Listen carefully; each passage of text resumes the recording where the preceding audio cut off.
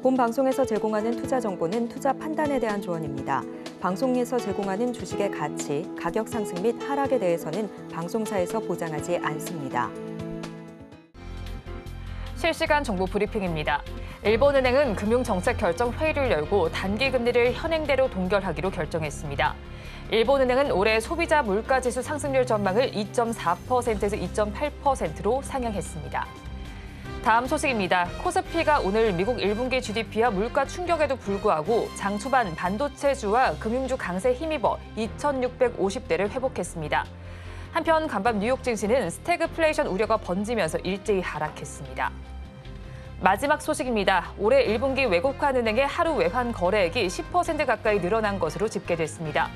외국 시장에 투자하는 개인 투자자 영향과 더불어 환해지 수요가 늘며 나타난 현상으로 풀이됐습니다.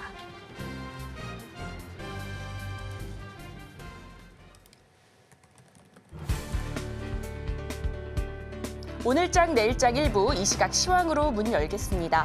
간밤 미국에서는 금리 인하 기대감이 크게 축소된 모습이었습니다. 미국 상무부는 1분기 GDP 성장률이 1.6%로 집계됐다고 발표했는데요.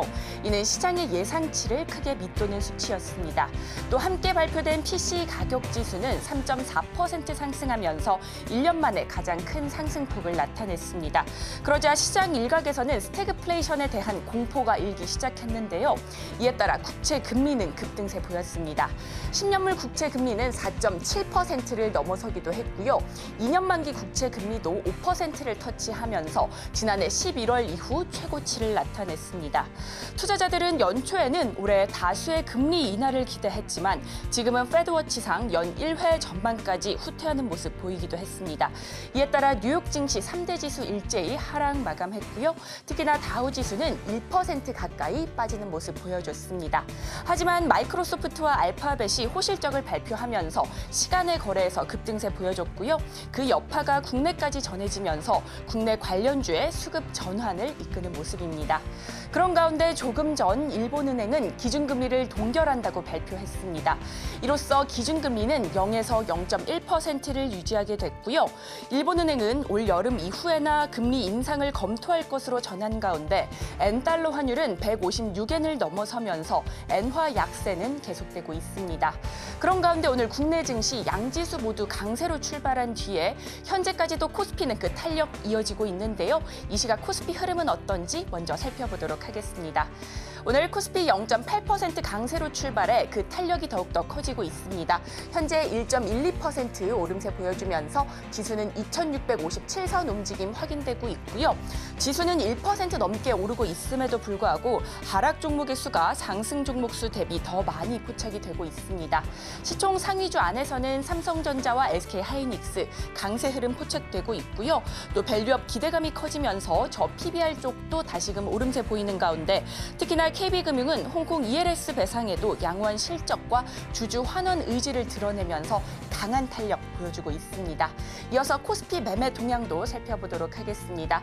오늘 코스피 안에서는 기관과 외국인 동반 매수세 확인되고 있습니다. 외국인은 하루 만에 다시 매수로 전환한 모습인데요. 현재 4천억 원 가까이 사들이고 있고요. 오늘 기관 안에서는 특히나 연기금이 무려 7거래일 연속 담아내는 가운데 현재 530억 원 매수세 확인되고 있습니다. 이어서 코스닥도 지수 흐름 살펴보도록 하겠습니다. 오늘 코스닥은 보합권에서 등락을 거듭하는 모습입니다. 하락 전환하기도 했지만 현재 다시금 오름세 보여주고 있고요.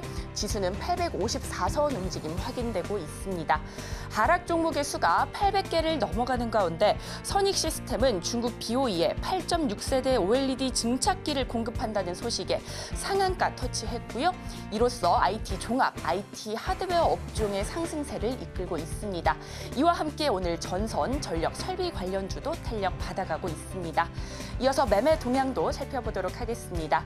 오늘 코스닥 안에서는 개인과 기관의 동반 매수세가 이어지고 있습니다.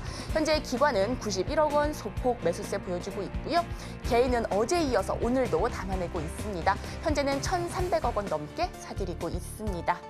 그런 가운데 오늘 우리 시장 안에서는 전선, 전력 설비 관련주 강한 탄력 보여주고 있습니다.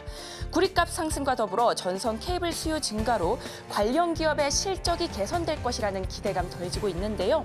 특히나 조 바이든 미국 현 정부가 향후 5년간 16만 킬로미터 규모의 송전선을 개선하겠다고 발표했습니다. 이에 따라 국내 전선업계 북미 사업 수주가 더 늘어날 것으로 기대가 되고 있고요. 또 어제 로이터 통신은 세계 최대 광산기업 BHP가 경쟁사인 앵글로 아메리칸의 인수 합병을 제안했다라고 보도를 했습니다. 두 기업이 합병을 하게 된다면 세계 구리 공급량의 10%를 차지하게 되는데요. 이에 따라 세계 구리 시장의 지각 변동을 일으킬 것으로 예상이 됩니다. 이런 가운데 시티은행은 최근 보고서에서 구리 수요가 2030년까지 지금보다 420만 톤 더 늘어날 것이라고 분석을 하기도 했는데요. 이에 따라 구리 가격이 1톤당 1만 달러를 넘어설 것이다라는 예상을 내놓기도 했습니다. 구리 가격은 계속해서 상승세 보이는 가운데 호재들이 더해지면서 전선, 전력 설비 관련주 강한 흐름 보여주고 있습니다. 어제 시간의 거래에서부터 강했죠. 이 시각 흐름은 어떤지 살펴보도록 하겠습니다. 오늘 관련주 안에서는 대원전선 상한가 기록하고 있습니다. 2,850원 기록하고 있고요. 이어서는 세명전기도 강합니다. 25% 넘게 강세 보이면서 4,770원에 거래되고 있고요. 이어서는 가온전선도 강합니다. 현재 23% 넘는 강한 빨간불 켜지고 있습니다. 이상 오늘장 시황 살펴봤습니다. 남은 오후장도 저희와 함께 하시면서 현명한 투자 전략 세워가시기 바라겠습니다. 이상 시황센터 최유정이었습니다.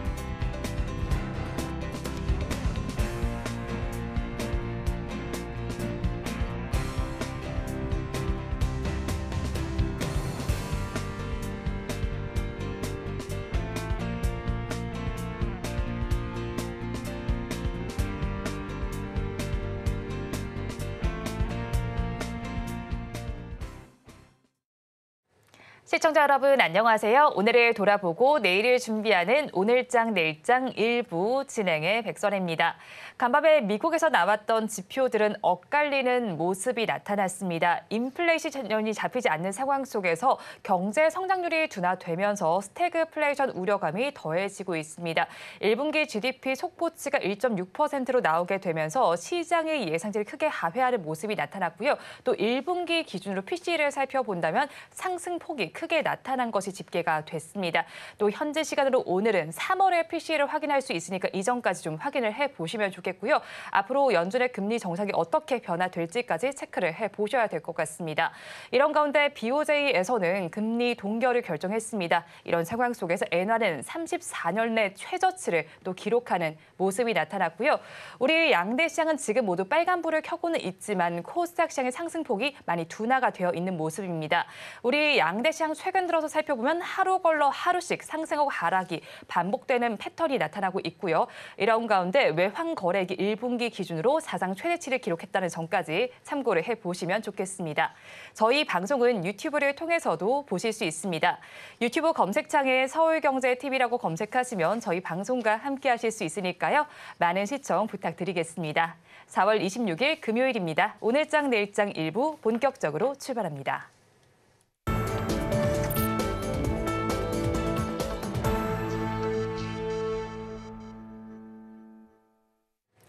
쏟아지는 경제 뉴스 중에서 어떤 뉴스가 수익으로 연결될지 알아보겠습니다. 오늘도 두 분 나와 있습니다. 헤르메스 스탁 하창환 본부장, 블루드림 리서치 이주현 대표 두 분과 함께합니다. 두 분 어서 오세요. 안녕하십니까. 안녕하십니까. 오늘 그래도 우리 양대 시장 중에서는 코스피 시장이 조금 더 힘을 내주고 있습니다. 그래도 지금 기준으로 모두 빨간불을 켜주고 있는 만큼 굿뉴스 알아보겠습니다. 어떤 굿뉴스가 있을까요?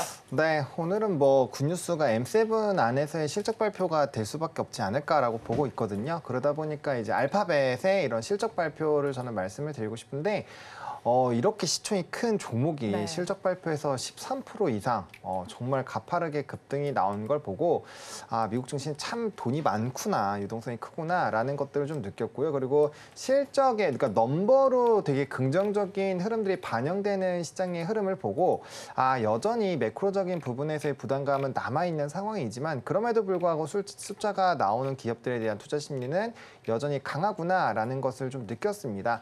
일단은 매출액도 예상치 상회를 했고요. 이제 주당 순이익 같은 경우도 예상치보다 크게 특히나 주당 순이익 같은 부분이 두 자릿수 이상 급등이 나오면서 굉장히 그 예상치와의 갭이 20% 이상 차이가 났거든요. 그러다 보니까 해당 부분에서 좀 환호를 한 것 같고요. 배당금이라든지 추가적인 이런 내용들이 불거지면서 굉장히 좀 좋은 흐름들이 나타났습니다. 그리고 그런 이제 실적 발표들이 나오면서 사실 미국의 3대 지수의 흐름은 좋지 못했는데 이렇게 애프터마켓에서 이제 실적이 나오자마자 나스닥 선물 자체가 급등이 나오면서 시장의 상승 기조를 좀 만들었다라고 보시면 좋을 것 같습니다. 그래서 사실은 오늘 국채금리가 꽤 많이 올랐거든요. 네. 국채금리가 지금 굉장히 부담스러운 레벨까지 올라왔고 미국의 GDP 속보치 이런 것들 좀 좋지 않게 나왔음에도 불구하고 이런 미국 시장의 그런 어려움을 이제 그 부분으로 해결을 해버린 거죠. 실적 부분으로. 해서 그런 흐름들이 있었기 때문에 오늘 금일 시장도 강한 흐름들이 나타나 줄 수 있었다라고 보시면 좋을 것 같고, 물론 우리나라 같은 경우는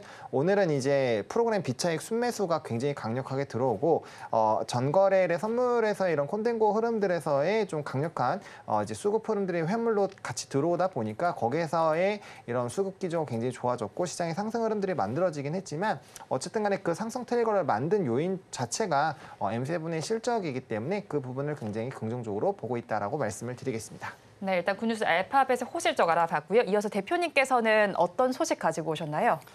네, 마이크로소프트의 이제 분기 실적 발표가 있었습니다. 이제 알파벳도 실적이 잘 나왔고 마이크로소프트도 이제 잘 나왔는데 마이크로소프트 실적 중에서 네. 이제 우리가 좀 주목해봐야 되는 부분이 기존에 이제 많은 사람들이 좀 기대를 여기서 하고 있지 않았을까라는 생각을 하고요. 클라우드 부분, 특히 이제 AI 쪽에서의 그동안 마이크로소프트 같은 경우 이제 챗GPT와 가장 발빠르게 이제 이 AI 시장을 좀 선도하고 있었다 이렇게 봐야 되는 그런 기업인데 여기에 이제 오피스라는 부분을 합쳐서 이렇게 그 상품으로 이미 판매를 하고 있었습니다. 그래서 우리가 AI 메가 트렌드다, AI가 이제 굉장히 향후 미래에 인류에 도움을 많이 줄 것이다, 이런 이야기들을 많이 하고 각 기업들이 이 AI에 대단한 규모의 투자를 하고 있는 그런 상황에서 이게 과연 돈이 되지 않는다라면 네. 사실 지속적인 투자가 좀 이루어지기 힘들다라는 그런 관점이었거든요. 그래서 AI 쪽에 어떤 버블이 있지 않겠나라는 그런 약간 우려감을 가지고 뭐 SCMI라든지 뭐 슈퍼컴퓨터 그 서버 관련해서 이제 미국에서 굉장히 큰 폭으로 오른 종목 같은 경우에 예상치 발표를 하지 않으면서 약간 그런 우려감을 갖다가 좀 네. 시장에 뿌리는 그런 상황이 되었었는데요. 요거를 마이크로소프트의 실적으로 좀 잠재우는 그런 상황이 되었다라고 봐야 될 것 같고요. 1분기 클라우드 매출이 한 31% 증가를 했잖아요. 굉장히 큰 폭의 증가입니다. 아무래도 그 오피스 사용하는데 거기에 이제 코파일럿이라든지 뭐 이런 부분들을 데이터를 많이 만지시는 분들이나 이런 서류를 많이 만드시는 분들은 굉장히 유용하게 이제 사용을 하시는 것 같아요. 그리고 이런 부분들이 계속해서 이제 개선되고 더 나은 방향으로 진행이 되고 있기 때문에 향후 뭐 이 매출의 성장 폭이 뭐 급격하게 줄어들거나 그럴 것 같지는 않습니다. 그렇다면 지금 뭐 우리나라 같은 경우 오늘 시장을 봤을 때 마이크로소프트의 실적이 저렇게 좋으면 특히나 이제 AI 쪽에서의 성과가 저렇게 나오면 기업들이 AI 쪽에 투자를 줄이지 않겠다라는 관점으로 네. 시장이 해석하는 것 같고요. 그런 관점에서 이제 반도체 섹터도 오르고 있고 그렇다면 AI 서버를 유지하기 위한 그 전력을 공급하는 부분에 있어서 문제가 될 수 있는 전력 설비 그리고 전선 이런 것들이 오늘 다 같이 이제 움직였다고 보여지거든요. 그런 면에서 마이크로소프트의 1분기 실적 발표가 굉장히 잘 나온 부분, 이게 하나의 굿뉴스였다라고 생각을 하고 있습니다. 네, 역시나 실적 이야기를 굿뉴스로 짚어주셨고요. 그럼 반면에 배드 뉴스도 있겠죠. 어떤 뉴스 바라보셨나요? 네, 이거 뭐 다들 배드 뉴스라고 생각하실 것 네. 같은데 GDP 1분기 이제 GDP 미국이 좀 예상치보다 하회했다라는 네. 얘기가 나왔잖아요. 실질적으로 이제 분기 GDP가 이렇게 발표될 때 이거 맞아? 할 정도로 우리가 생각이 들 정도의 미국의 GDP 성장률 굉장히 좋게 나왔었거든요. 네. 그런데 이제 그런 부분들이 이번에는 예상치를 좀 하회하면서 사람들에게 조금 불안감을 주지 않았나라는 생각이 듭니다. 아무래도 경기가 그러면 더 안 좋아지는 상황으로 가는 건데 지금 현재 뭐 CPI 발표 때 이제 보셨겠지만 사람들의 소비는 견고하고 그러면 물가는 지금 잡히지 않는 상황에서 경기만 부러지는 거 아니야? 하는 그런 스태그플레이션에 대한 우려감이 시장을 좀 지배하면서 어저께 이제 미 증시가 좀 하락을 했었죠. 그런데 이제 좀 전에 얘기해 주셨던 것처럼 다행스럽게도 실적 발표가 나오면서 시간 외에 지금 굉장히 강하게 올라갔고 미선물 시장을 보면 지금 굉장히 강하게 상승이 나왔는데 일단 최근에 이제 뭐 한 4거래일, 5거래일 전에 만들어 놓은 저점단을 지켜내는 상황에서의 반등이 만들어졌다라는 부분 굉장히 긍정적이고요. 이 구간을 깨지 않는다라고 했을 때는 추세적으로 하방은 좀 경직할 수 있습니다. 물론 좀 더 지켜봐야 되는 그런 상황이긴 하지만 이 실적이 과연 매크로의 악재를 잡아줄 수 있을까 하는 그런 관점으로 좀 더 지켜보시고요. 이제 또 다른 그 물가 지표들 있지 않습니까? 네. 그런 것들이 향후 나올 때 그 상승폭이 조금이나마 축소되는 그런 흐름들이 나온다면 시장은 다시 한번 좀 괜찮은 흐름으로 전환될 가능성은 여전히 남아있다라고 보여지고요. 사실 지금 매크로적으로 금리 인하를 할 것인가 아니면 인상을 할 것인가. 네. 인상 얘기가 나오면서 이제 굉장히 이 불확실성이 커져 있는 그런 상황이거든요. 그런 부분들이 쉽게 사라질 것 같지는 않지만 그래도 일단 한숨 돌릴 수 있는 그런 실적 발표로 인해서 시장의 흐름이 좀 잡히고 있다. 이렇게 보시면 좋을 것 같습니다. 네, 일단 미국의 1분기 GDP는 예상치를 하회하는 모습이 나타났습니다. 그런 가운데 이제 1분기 PC도 발표가 돼서는데 이 부분은 또 이제 큰 폭으로 상승한 것으로 또 집계가 됐어요. 또 오늘은 3월의 PC도 확인을 할 수 있는 만큼 이런 이벤트들을 해소하고서 다음 주 우리 증시도 좀 예상을 해봐야 될 것 같은데요. 변동성이 좀 확대될 가능성이 있을까요? 변동성은 당연히 확대가 될 수 있죠.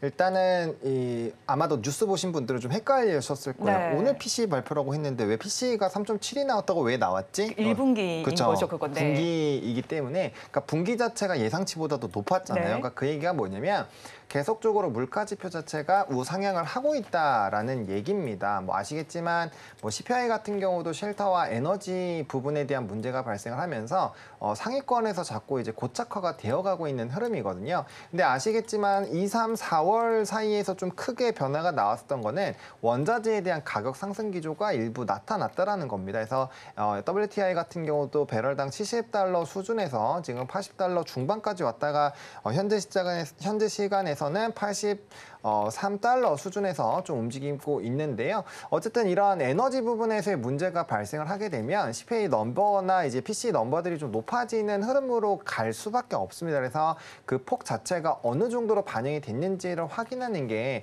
이번 흐름의 좀 핵심이지 않을까라고 보고 있고요. 시장에서는 지금 상당히 이런 매크로 지표에 대해서 불안감에 떨고 있습니다.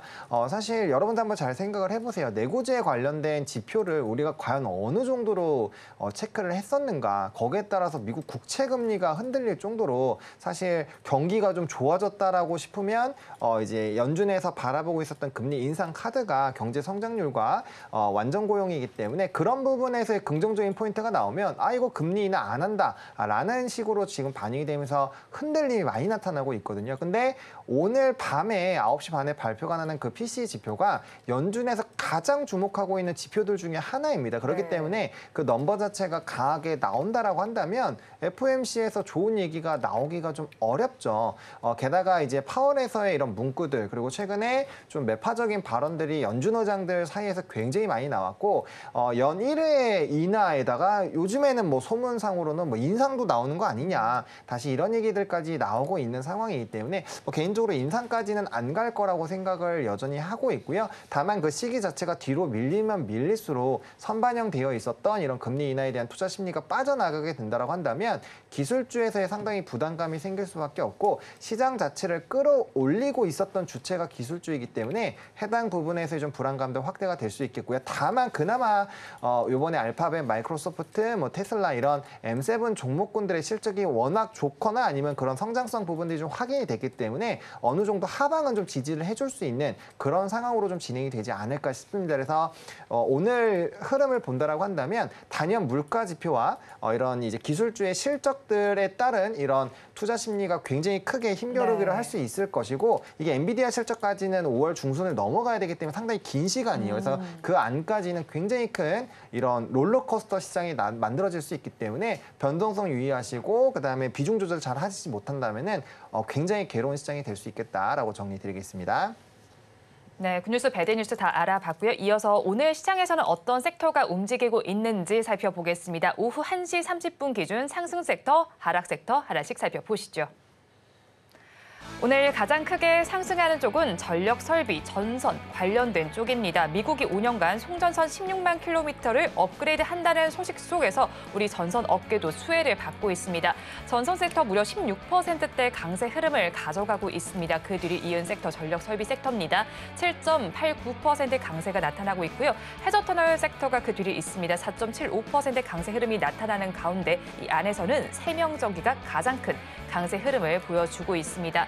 조선 섹터도 요즘에 계속해서 관심을 가져보실 만한 섹터입니다. 미국과 중국으로 인한 반사 수익 효과의 강세 흐름을 가져가고 있는 섹터인데요. 3.59%의 강세가 나타나고 있고요. 자, 은행 섹터, 어제는 KB금융이 호실적을 발표했고 오늘도 신한금융이 호실적을 발표했습니다. 관련된 흐름에 덧붙여서 밸류 기대감도 있습니다. 3.14%의 강세 흐름 보여주고 있습니다. 다음 장으로 넘어가서 하락하는 섹터 차례대로 살펴보겠습니다. 오늘 가장 크게 빠지는 쪽은 줄기세포 섹터입니다. 2.07%의 내림세가 나타나고 있는데요. 이 안에서는 S바이오메딕스가 가장 크게 빠지고 있습니다. 어제 급락이 이어서 오늘까지도 급락세가 이어지고 있습니다. 그 뒤를 이은 섹터는 올해 상반기에 신규 상장한 종목들이 포진해 있는 섹터입니다. 1.76%의 내림세가 나타나고 있는 가운데 이 안에서는 상장 한 달을 맞은 엔젤 로보틱스의 보호예수 해제 물량이 나오게 되면서 급락세가 연출이 되고 있습니다. 그 그 다음으로는 캐릭터 상품 섹터가 있습니다. 1.28%의 내림세가 나타나고 있고요. 리튬 포어스에서 가장 큰 약세가 나타나고 있습니다. 제대열 섹터도 좋지 못합니다. 1.22%의 내림세가 나타나는 가운데 강스템 바이오텍의 하락세가 두드러지고 있습니다. 자회사 크로엔의 보유 지분 약 50%를 HLB 바이오스텝에 매각했다고 밝힌 소식이 전해져 왔습니다. 마지막으로 자리한 섹터 사료 섹터입니다. 1.12%의 내림세가 포착되고 있습니다.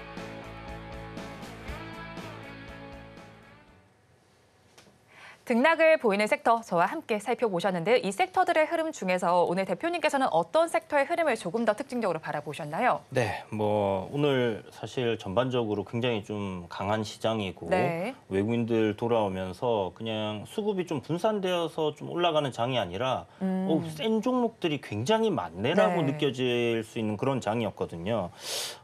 그 중에서도 이제 딱 두드러지는 거는 아무래도 이제 전선 관련 종목들일 것 같습니다. 지금 뒤에 전선자 붙은 종목들 중에서 안 올라가는 종목이 오늘 없을 정도로 거의 모든 전선 관련 종목들이 강한 상승을 보여주고 있고 최근에 이제 이 전선 관련 종목들 중에서 주가 상승 탄력이 가장 좋았던 대원전선 같은 경우 오늘 하루 종일 대장 역할을 좀 해오다가 결국은 지금 보니까 이제 상한가에 들어가 있는 그런 흐름인데요.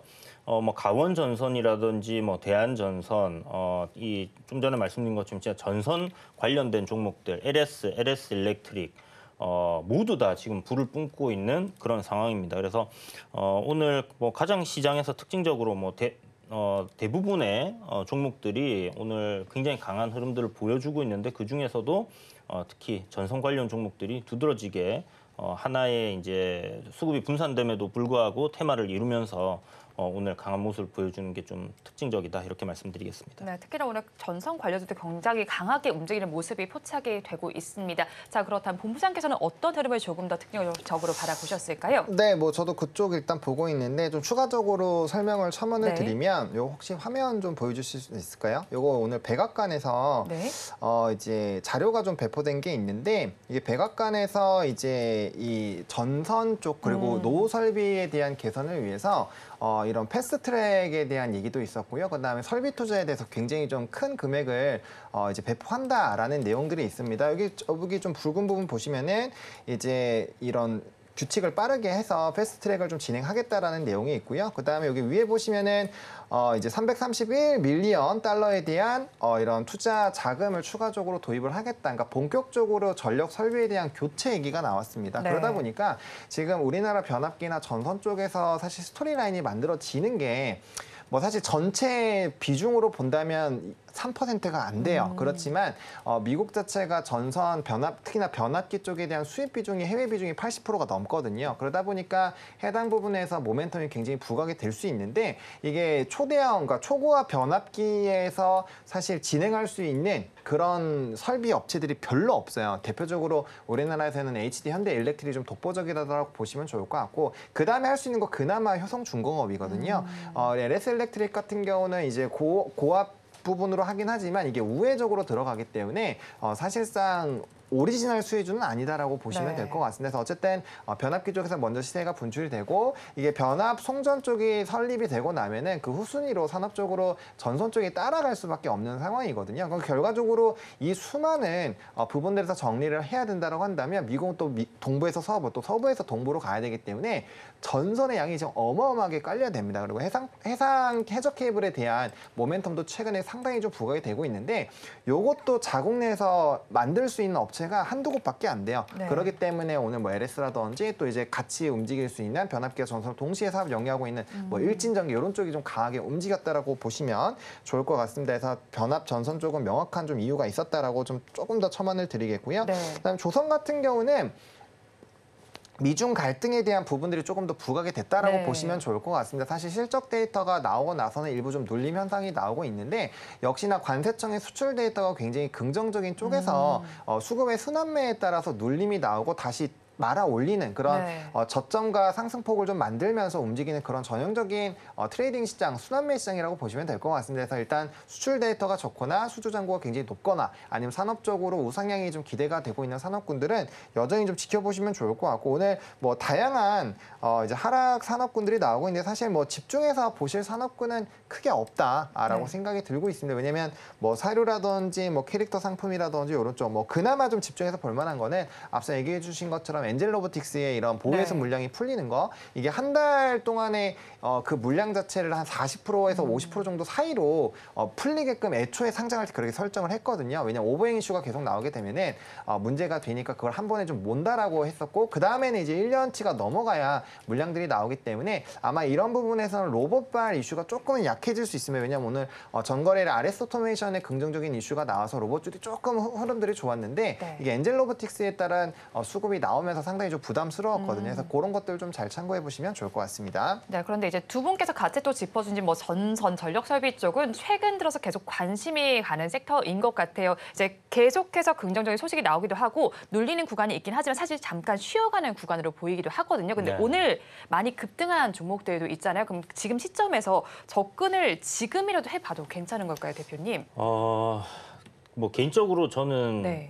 뭐 접근을 했습니다만은 네. 이게 그 약간 투자의 관점보다는 그냥 트레이딩 관점으로 저는 이제 뭐 월요일이나 화요일 날 팔기 위해서 네. 이제 산 거기 때문에 지금 시점에서 사실 밸류적으로 본다면 이거 항상 밸류를 얘기하고 나면 더 가는 경우들이 많던데 네. LS 일렉도 그렇고 HD 현대 일렉도 그렇고 포드 실적들에 따른 어떤 그 시가총액 지금 좀 올라와 있는 상황이거든요. 그래서 아마 흔들면서 추세적인 상승 추세에 살아있다라면 네. 그래서 우상향을 하겠지만 시장 상황이 좀 급변하는 상황에서 조정을 또 맞아도 이상할 건 없다라는 생각이 들어요. 그러니까 네. 앞전에도 한번 좀 쉬어갔던 그런 구간들이 있었듯이 실적이 이제 계속해서 좋아지고 아까 뭐 말씀하신 것처럼 미국에서의 그런 교체 수요라든지 이런 부분들이 이제 숫자로 계속 반영되는 걸 확인하면서 이제 움직일 가능성이 있다. 단기적인 일단 호재에 따른 시세가 나왔기 때문에 그런 부분들이 조금 숨고르기를 하는 그런 관점에서 네. 다시 한번 보면 좋지 않겠나 이런 관점을 가지고 있고요. 지금 뭐 급하게 오르는 거 따라붙어 보기보다는 네. 그런 관점 좀 유지하시면서 일단 좋은 섹터구나. 네. 그러면 눌렸다가 다시 돌리는 시점에 한번 공략을 해보자. 단 좀 많이 올라 있기 때문에 네. 장기적인 관점으로 보기는 조금 어려울 것 같습니다. 일단 섹터 정말 가치를 먼저 살펴보자 이런 말씀이신 거네요. 네, 네. 뭐 다 같이 가는 섹터니까요. 네, 알겠습니다. 네, 그러면 이어서 자동차주와 관련된 이야기를 해보겠습니다. 기아가 실적을 발표했습니다. 1분기 영업이익이 3조 4천억 원대로 분기 기준으로 역대 최고치를 기록했습니다. 두 개 분기 만에 영업이익률이 상승세로 돌아온 상황 속에서 기아의 주가 오늘 3% 상승으로 반응하고 있습니다. 오늘의 실적 어떻게 평가하시나요? 네, 긍정적으로 평가를 하고 네. 있습니다. 왜냐하면 데이터 자체가 일단 잘 나왔고 좀 중요한 건 이제 5월 달에 관세청 데이터가 좀 네. 중요할 것 같습니다. 왜냐하면 이제 2, 3월에 좀 부진했고 이제 4월 달에 데이터가 좋아지면서 좀 눌렸었던 이런 주가가 빠르게 다시 회복을 하고 있는 부분이 있고요. 일단 밸류업에 대한 이런 일정이 5월 2일로 일단 좀 확정이 네. 됐죠. 그러다 보니까 그 시점으로는 일부 변동성이 나올 수는 있을 것 같습니다. 다만 우리나라 자동차 정말 PER 수준으로 보면 너무 싸거든요. 그래서 그런 부분에서 밸류업이 반영이 된다라는 거는 그만큼 넘버가 중요해지는 시장이 온다라는 겁니다. 즉 펀더멘털이 개선되는 부분에서 이벤트가 계속적으로 부각이 될 수 있고요. 그런 부분에서 봤을 때는 뭐 ROE 부분이 굉장히 강력한 자동차 산업은 부각이 안 될래야 안 될 수가 없다라고 보시면 좋을 것 같습니다. 그리고 현대기아 그룹이 또 인도 쪽에서의 좀 대량 생산 시설을 만들려고 하고 있거든요. 그러니까 인도 시장에 대한 이런 진입들이 굉장히 강하게 진행이 되고 있고 만약에 산업적인 부분에서 불안감이 있다라고 한다면 캐pex 투자를 진행을 하지 않을 겁니다. 규모가 굉장히 크거든요. 그래서 그런 흐름으로 본다라고 한다면 향후 흐름들이 상당히 좀 좋을 것 같고요. 물론 테슬라가 미장에서 상당히 반등이 나오고는 있지만 아직 LG에너지솔루션에서 투자를 조금 캐pex 투자 줄인 거 물론 오늘 LG전자가 또 충전 시스템에 대한 투자를 한다고 해서 조금은 헷갈리는 부분이 있지만 어쨌든 글로벌적으로 좀 이제 점유율이 크거나 기술력이 높은 회사들은 지금 단기적으로는 이런 흐름들, 투자에 대한 흐름들을 좀 뒤로 미루고 있습니다. 여전히 네. 캐즘에 대한 구간이 있다라고 보면 좋을 것 같고요. 그런 상황에서 최근에 포드라든지 기본적인 레거시 업체들이 상당히 좋은 흐름들이 나타나고 있기 때문에 그런 관점에서 본다면 우리 현대기아 상당히 좋을 것 같고, 또 하이브리드 쪽에 고부가 이제 믹스에 대한 효과가 크게 나타나는 그런 상품군들에서의 매력도가 워낙 높기 때문에 그러한 부분에서 반사 수혜를 받는다라고 하더라도 충분히 좀 긍정적이고요. 그렇다고 해서 뭐 환경과 관련된 자동차의 판매량 결코 적지 않거든요. 그런 성장 흐름들 여전히 유지가 되고 있기 때문에 현대기아 저는 상당히 좀 긍정적으로 보셔도 여전히 괜찮지 않을까라고 보고 있고, 다만 그 앞서 말씀드렸던 5월 2일 이벤트에 단기적인 차익이 나올 수 있으니까 네. 그런 변동성에 대한 대응 전략들만 세워놓으시면 충분히 좋은 대응 하실 수 있지 않을까 정리드리겠습니다. 네, 기아와 더불어 현대차 이야기도 해주셨는데 현대차도 역시나 어제 좋은 실적이 나왔습니다. 네. 자, 그런 가운데 배당까지 크게 늘리면서 밸류업에 대한 기대감도 더 커지는 상황인 것 같은데요. 자동차주 전반에 대해서 저희 어떻게 바라보면 좋겠습니까? 저는 자동차 섹터를 계속 이제 좀 작년부터 굉장히 좋게 네. 봐왔었고요. 물론 이제 중간중간에 시장이 조정을 받는 시점에서 피크아웃 논란들이 계속 이제 있었기 네. 때문에 시세를 실적이 나오는 만큼 좀 뽑아내지 못했던 그런 섹터기도 하고요. 전통적으로 이제 그 제조업으로 우리가 이제 알고 있는 그런 딴에서의 뭐 큰 폭의 항상 좀 만년 저평가되어 있던 뭐 그런 네. 섹터로 우리 좀 잘 알려져 있는 곳이 바로 자동차 섹터죠. 이번에 이제 저밸류 관련해서 저밸류 이제 프로젝트 관련해가지고 좀 부각이 되면서 지금 시세도 강하게 나와주고 있는 그런 상황인데, 고금리 상황에서도 자동차의 판매량이 줄지 않았다. 이런 부분들은 굉장히 긍정적으로 볼 수 있고요. 물론 뭐 작년 대비해서 소폭 줄어든 부분들 있습니다만은 그게 큰 폭으로 무언가 영향을 이제 판매에 이제 문제가 생겼다라고 생각할 만큼의 그런 부분은 네. 아니고요. 결국은 이제 신차 출시를 앞두고 뭐 작년 하반기에 조금 줄어들었던 거, 그리고 올해 상반기에 이제 좀 줄어들었던 그런 부분들이 있다라고 보시면 좋을 것 같고, 환율이 굉장히 좋은 상황이기 때문에 실적적인 부분, 당연히 숫자로서는 굉장히 잘 찍힐 수밖에 없는 그런 부분이었습니다. 거기에 대해서 이제 주주가치 제고를 위한 어떤 이제 액션들, 이런 부분들이 전반적으로 좋은 흐름들을 만들어내고 있고, 최근에 이제 장이 조금 좋지 못했잖아요. 네. 4월 들어서. 그럼에도 불구하고 뭐 현대차나 기아 같은 경우는 저점 그 전에 이미 뭐 주가가 조정을 받았기 때문인지 모르겠으나 선반영을 해서인지는 모르겠지만 어쨌든 완만하게 다시 한번 추세를 만들어내고 있다는 것은 긍정적으로 보여지고요. 현재 이제 뭐 기아나 현대차뿐만이 아니라 그 미국의 이제 GM의 주가를 보면요, 굉장히 좋습니다. 그리고 이제 GM 회장이 이제 얘기를 하기에 수요는 견고하다라는 얘기를 했었거든요. 다만 이제 전기차에 대한 어떤 그 판매 감소 이런 부분들은 일단 얼리 아답터들 일단 뭐 살 분들 다 사신 거고, 이제 추후에 어떤 그 충전 인프라라든지 이런 부분들이 개선되는 부분을 봐서 사람들이 이제 좀 더 뛰어들지 않겠나라고 봐야 될 것 같고요. 어찌됐든 지금 뭐 현대차 유럽에서도 실적이 좋았고, 네. 뭐 하이브리드 쪽 전기차는 조금 부진하지만 또 하이브리드라든지 아니면 이제 고부가 가치 상품을 가진 뭐 SUV 쪽에서의 판매가 잘 이루어지고 있기 때문에 그런 관점으로 봤을 때 저는 자동차 섹터는 올해 시장이 크게 부담이 없는 선에서는 계속해서 뭐 저밸류 프로그램과 함께 실적을 겸비한 기업으로서 좀 상승할 가능성이 굉장히 높지 않나는 생각이 들고요. 자동차라고 우리가 얘기를 하지만 현대차는 더 이상 자동차 회사로 보면 안 되지 않을까. 이번에 현대차에서 나온 로봇 혹시 영상 보셨습니까? 네. 네, 로봇 회사입니다. 네. 네, 그래서 로봇 회사로 성장성을 한번 조금 더 이렇게 부과를 해주는 관점으로 보면 좋을 것 같다라는 부분 한번 생각해 보시면 좋을 것 같습니다. 네, 두 분 모두 자동차주에 대해서는 긍정적인 의견을 제시해 주셨습니다. 이어서 원픽 섹터 알아보겠습니다. 본부장님, 오늘은 어떤 섹터 바라볼까요? 네, 저는 이제 금융 쪽에서 KB금융을 좀 볼 건데요.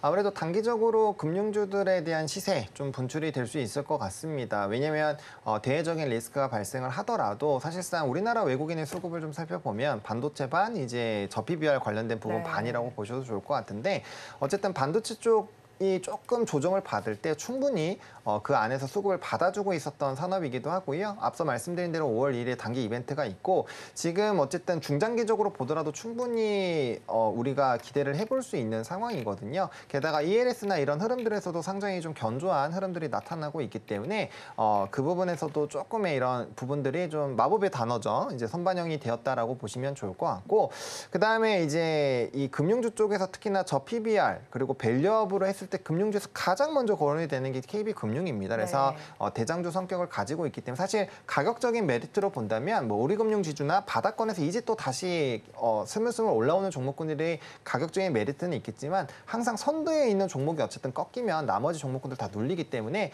대장주로 좀 접근을 해보시면 좋을 것 같고요.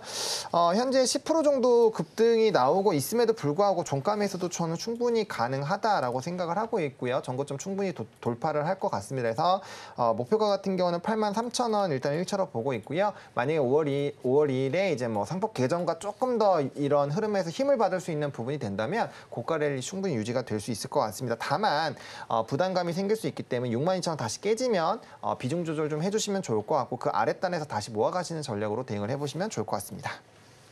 원픽 종목으로 KB금융 다뤄주셨습니다. 이어서 대표님께서 가지고 오신 원픽 섹터도 알아보겠습니다. 어떤 섹터일까요? 네, 뭐 섹터를 전반적으로 좋게 보는 부분도 있긴 한데요. 네. 어쨌든 이제 제약바이오 섹터입니다. 최근에 4월 들어서 이제 장이 좀 조정을 받을 때 미리 이제 조정을 받았던 섹터 내에서의 이제 좀 괜찮은 흐름이 만들어졌었고 네. 저점을 잡고 반등 흐름을 좀 이어오고 있었죠. 그래서 뭐 삼천당 제약이나 HLB 관련된 종목들이나 뭐 유한양행이나 이런 쪽에서의 뭐 나쁘지 않은 흐름들을 이어오고 있고요. 오늘 사실 뭐 가는 섹터 내에서도 좋은 섹터들 많고 실적이 나오고 또 실적 이후에 세론이 아니라 오히려 시세를 더 뽑아내는 그런 흐름들이 잘 나오고 있기 때문에 이런 쪽으로 봐도 좋지 않겠나라는 생각을 했는데 아무래도 너무 또 시세들이 강하게 나오고 있기 때문에 그렇다면 내일이나 모레쯤 해서 또 시장이 쉬어가는 흐름이 나올 때 움직일 만한 sekto로 제약바이오 섹터를 보고 있다 보시면 될 것 같습니다. 네, 그럼 제약바이오 섹터 내에서는 어떤 종목에 집중해 볼까요? HLB입니다. HLB가 이번 이제 뭐 작년 말부터 이제 시세를 내면서 올라오기 시작했었는데 제약바이오 섹터가 최근에 강했었잖아요. 뭐 알테오젠이라든지 레구캠 바이오라든지 뭐 삼천당 제약이라든지 어떤 뭐 라이센스 아웃에 대한 뭐 그런 이슈들, 뭐 유한양행, 뭐 암학회라든지 이런 데 이제 참가하는 기업들의 주가 흐름들이 굉장히 괜찮았었는데요. 이 기업들을 우리가 이제 개별 이슈로 이제 보기보다는 어떤 그 한 종목이 먼저 좀 강한 시세를 만들어내면서 관련 섹터의 그런 종목들을 이끌어내는 그런 흐름들이 보였습니다. 그 종목이 바로 이제 HLB였다 이렇게 보시면 될 것 같고요. HLB가 많이 올랐습니다만은 이 종목 같은 경우 최근에 이렇게 강한 상승을 보인 이유는 뭐 이제 임상 3상에 대한 기대감 이게 이제 임상 3상이 끝나는 게 아니라요. 임상 3상은 끝났고요. 이제 미국 FDA에서 승인이 나오냐 안 나오냐 하는 그 결과를 기다리고 있는 겁니다. 그러면 이제 그 승인이 날 경우 실질적으로 이제 판매를 할 거고 그리고 어떤 매출이라든지 이익에 대한 그런 기대감을 이제 좀 가지고 있다라고 보시면 될 것 같고요. 리보세라닙이라는 이제 뭐 병용해서 이제 먹는 간암 관련된 치료제인데 요 일정을 두고 3월 말에 이제 그 파이널 리뷰를 한다고 해서 주가가 굉장히 많이 올랐어요. 그리고 조정 이후에 최근에 이제 다시 한번 상승을 보이는 것은 5월에 일정이 잡혀 있는 5월 16일입니다. 5월 16일 날 미국 FDA 승인 여부 결정이 있습니다. 될지 안 될지는 저도 알 수가 없어요. 그런데 항상 주식은 꿈과 희망을 먹고 살죠. 그리고 일정이 잡혀 있을 때는 기대감이 이제 뿜뿜 솟는 그런 상황이기 때문에 이제 4월이 다 갔고 5월 16일까지는 한 2주 정도 이렇게 남아 있는 상황에서의 오늘 주가 변동성이 꽤나 컸거든요. 요 흐름 안에서 이 추세를 단기 추세를 계속 살려서 신고가 갱신을 할지 아니면 뭐 전고점에서 쌍봉을 만들고 죽을지는 모르겠으나 여전히 여기서 우리 공략할 만한 포인트는 있다 이렇게 생각이 듭니다. 네, 그러면 저희 가격 전략은 어떻게 잡아갈까요? 네, 가격 전략은 일단 손절가부터 먼저 말씀을 드리면요. 오늘 그 변동성이 나오면서 저점이 만들어졌던 이 구간을 잘 보시면 좋을 것 같고, 이 구간이 이탈이 나온다 그러면 손절 관점으로 생각하시면 좋은데요. 99,700원 정도 이렇게 보시고요. 매수가는 지금 가격도 괜찮을 것 같습니다. 10만 9,000원 정도 이 부분, 아니면 뭐 종가에서 이 정도 끝난다면 종가도 괜찮을 것 같고요. 분할로 좀 뭐 싸게 살수록 더 좋겠죠. 목표가는 일단 전고점 부근에 저항단이 있는 한 12만 원 정도를 잡고 그렇게 보신다면 뭐 손익비가 맞는 접근이 되지 않겠나 이렇게 생각됩니다. 네, 원픽 종목 HLB 짚어주셨습니다. 두 분 말씀 여기까지 듣겠습니다. 지금까지 블루드림 리서치의 이주현 대표, 헤르메스 스탁 하차관 본부장 두 분과 함께했습니다. 오늘 두 분 말씀 고맙습니다.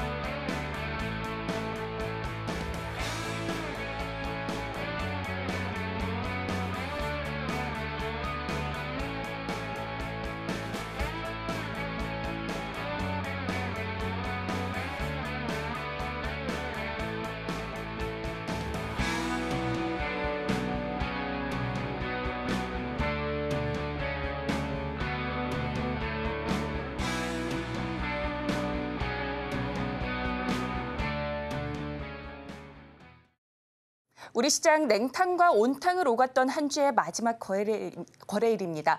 오늘은 양대 지수 모두 오름세 보여주고 있는데요. 이러한 시장 상황 속에서도 강하게 부각되는 종목 골라보고 싶으시다면 매일 아침 서울경제TV AI, 세나의 포착 종목들 확인하시고 전략 세워가시기 바라겠습니다. 자, 그렇다면 세나가 오늘 포착한 종목들 어떤 것들이 있는지 하나씩 열어보도록 하겠습니다. 첫 번째 종목은 GST입니다. 모멘텀은 70점 받았고요. 실적과 수급, 차트는 모두 65점 기록한 가운데 신호 강도는 60점 받으면서 총 종합 점수는 65점으로 트레이딩 가능하다라는 것을 확인할 수 있었습니다. GST, SK하이닉스를 고객사로 두고 있죠. SK하이닉스가 글로벌 AI 메모리 수요 증가 추세에 맞춰 신규 파운드리 M15X를 디램 생산 기지로 결정하고 20조 원 이상의 투자를 진행한다는 소식이 전해지면서 GST에는 호재로 작용을 하고 있습니다. 그렇다면 오늘 일중 흐름은 어떤지 살펴보도록 하겠습니다. 기관의 매수세가 들어오면서 3거래일 연속 강한 흐름 보여주고 있습니다. 장중 4% 넘는 강세 보이기도 했다가 하락 전환하기도 하면서 변동성 강한 모습 이어지고 있는데요. 현재는 탄탄한 흐름 보여주고 있습니다. 2.93% 오름세 보여주면서 49,150원에 거래되고 있습니다. 이어서 다음 종목도 열어보도록 하겠습니다. 다음 종목은 코오롱 인더입니다. 신호 강도와 모멘텀은 65점 받았고요. 실적과 수급 그리고 차트는 60점 기록하면서 총 종합 점수는 62점으로 트레이딩 가능하다라는 것을 확인할 수 있었습니다. 증권가에서는 코오롱 인더의 목표가를 상향하는 의견을 내놓기도 했는데요.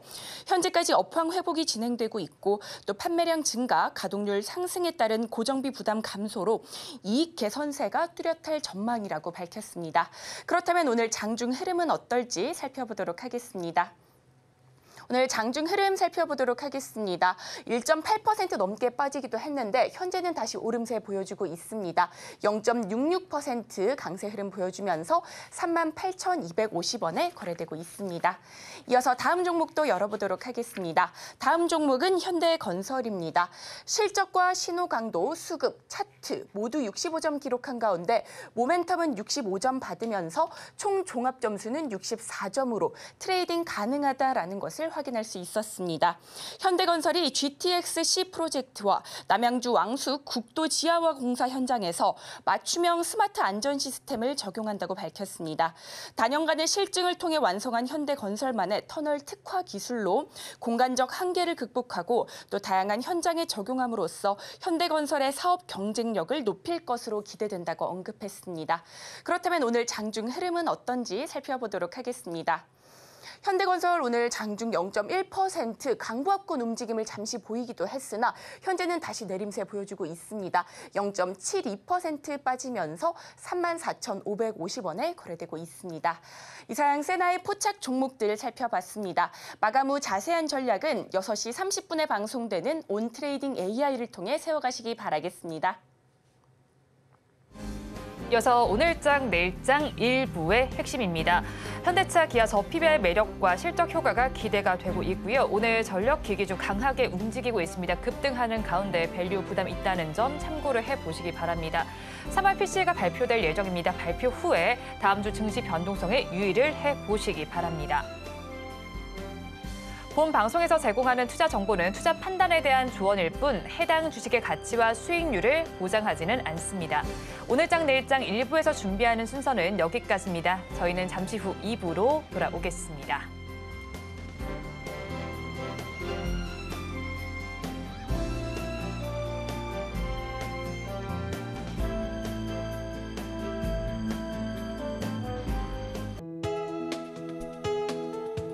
본 방송에서 제공하는 투자 정보는 투자 판단에 대한 조언입니다. 방송에서 제공하는 주식의 가치, 가격 상승 및 하락에 대해서는 방송사에서 보장하지 않습니다.